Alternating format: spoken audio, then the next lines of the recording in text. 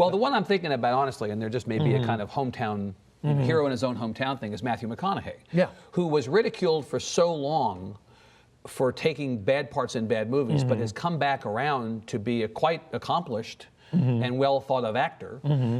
But really, when he was in Lone Star, you saw in him in Lone Star what we now see in Dallas Buyers Club and Magic Mike and Mud, right? And all these films for which he's deservedly getting recognition, not the goofball actor in the late 90s and early 2000s making films that were in the theaters and out within 5 minutes. Yeah, I had seen Matthew in Dazed and Confused, where he plays a really kind of cool, good old boy. Truly one of the great movies. Yeah, and I think it was a part that he got when he was really just a film student, and he just seemed like, yeah, we'll put this guy in the movie, and then he was so cool that they kept giving him more to do in the movie.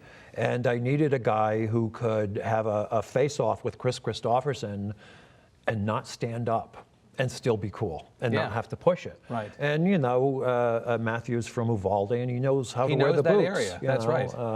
And he had that knows how to wear the boots. I like that. You know, and though he also knew how to listen and the things that actors need how to do. And as he's done more and more and more movies, he's been able to take some chances every once in a while when he's not going out with Jennifer Aniston or whoever the other girl the case may be. You know, not that you're trying to make news now. Right? That's all past. He's been able to try some things, you know, which is one of the nice things of stardom, is that every once in a while you can say to your agent, I'm going to do this thing, it's 4 weeks.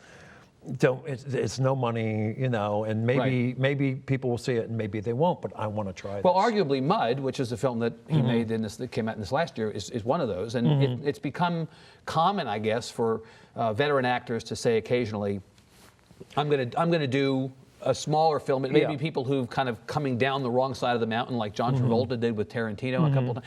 Or it may be just people who say, I'm interested in this director or this story. Or and I'll never get a studio to let me play this part. But I want to do this. But I want to try this. And you benefit as much as other people from that. And it probably about 6 or 7 years into the 80s, it started being okay. Yeah. You know, at first it was, you might see Ernest Borgnine in a box, you know, if you paid his price, whatever it was. But then I never met him, but I always give a lot of credit to Harvey Keitel. He was one of the first actors who said, this seems like it could be I'll do an independent I'll film. do it.